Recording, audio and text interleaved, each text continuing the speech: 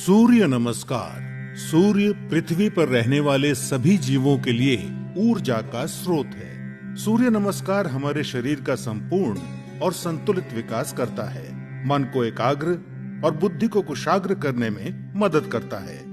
आध्यात्मिक उन्नति के लिए सूर्य नमस्कार को महत्वपूर्ण माना गया है। सूर्य नमस्कार 8 अलग अलग आसनों की मदद से 12 चरणों में क्रम से किया जाता है।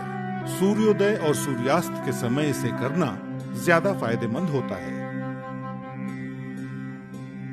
सबसे पहले आप अपने दोनों पैरों को आपस में जोड़ते हुए बिना कंधों को झुकाए सीधे खड़े हो जाएं। सुनिश्चित करें कि आपके हाथ शरीर के समीप हों और आपकी ठोड़ी जमीन से समानांतर हो। अपने शरीर को दोनों पैरों पर समान रूप से संतुलित करें। इस स्थिति को समस्थिति कहा जाता है। पहले चरण को करने के लिए सांस लेते हुए अपने दोनों हाथों को आपस में जोड़ें और अपनी छाती के समीप नमस्कार मुद्रा में ले आएं। इसे प्रणाम आसन कहा जाता है। अब सांस छोड़ें। दूसरे चरण में धीरे धीरे सांस अंदर लेते हुए अपने शरीर को कमर से ऊपर की ओर खींचें और अपने दोनों हाथों को अपने सर के ऊपर ले जाते हुए अपने सर और कमर को पीछे की ओर झुकाएं। अपनी टांगें सीधी रखें। इस आसन को हस्तोत्तनासन कहा जाता है।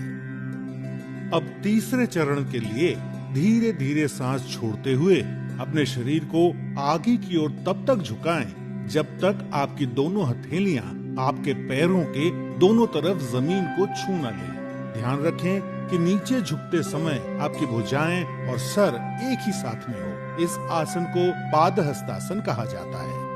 चौथे चरण को करने के लिए एक गहरी सांस अंदर लें और अपने दाएं पैर को पीछे की ओर ले जाएं और अपने घुटने को जमीन पर सटा कर रखें। सुनिश्चित करें कि आपका दायां पैर पंजों पर हो, आपका बायां पैर का घुटना 90 डिग्री पर हो, दोनों हथेलियां जमीन पर हों, आपके कूल्हे नीचे और ठोड़ी ऊपर की ओर हो। इस आसन को अश्व संचालन आसन कहते हैं। अब पांचवें चरण में एक गहरी सांस छोड़ते हुए अपना बायां पैर इस प्रकार पीछे ले जाएं कि वो आपके दाएं पैर की सीध में हो। सुनिश्चित करें कि आपके हाथ और कंधे सीधी रेखा में हों और साथ ही कंधे, पीठ और नितंब भी एक ही सीध में हों। इस आसन को संतुलन आसन कहा जाता है। इस स्थिति में धीरे धीरे सांस लें। छठा चरण, सांस छोड़ें।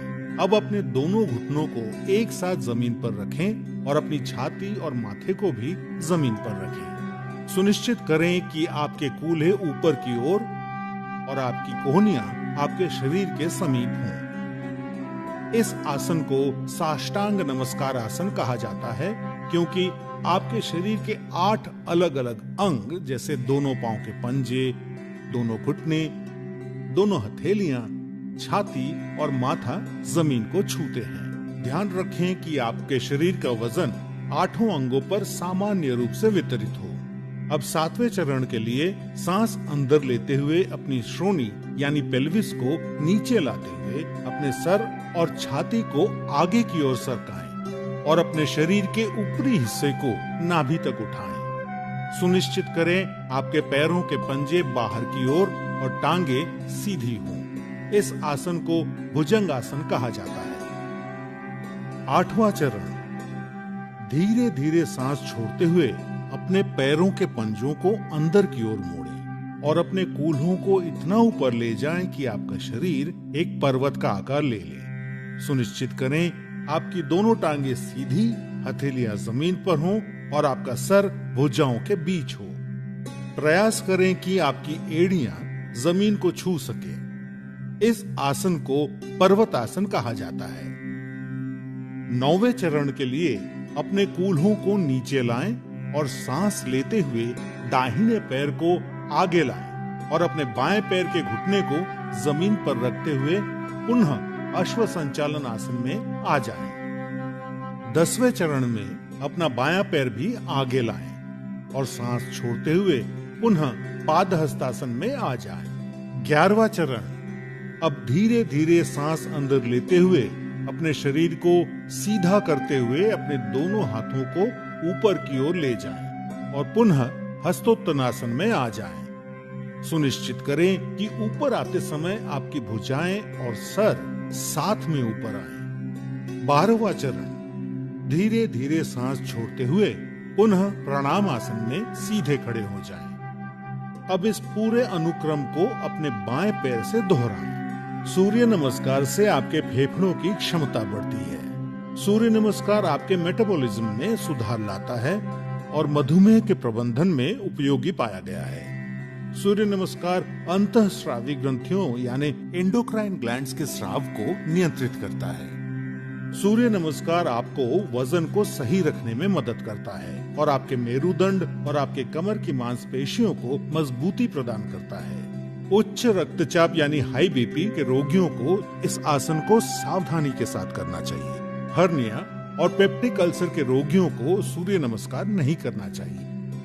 सायटिका, सर्वाइकल स्पॉन्डिलाइटिस और अक्यूट आर्थराइटिस के रोगियों को भी सूर्य नमस्कार नहीं करना चाहिए। महिलाओं को मासिक धर्म के समय और गर्भावस्था में सूर्य नमस्कार नहीं करना चाहिए।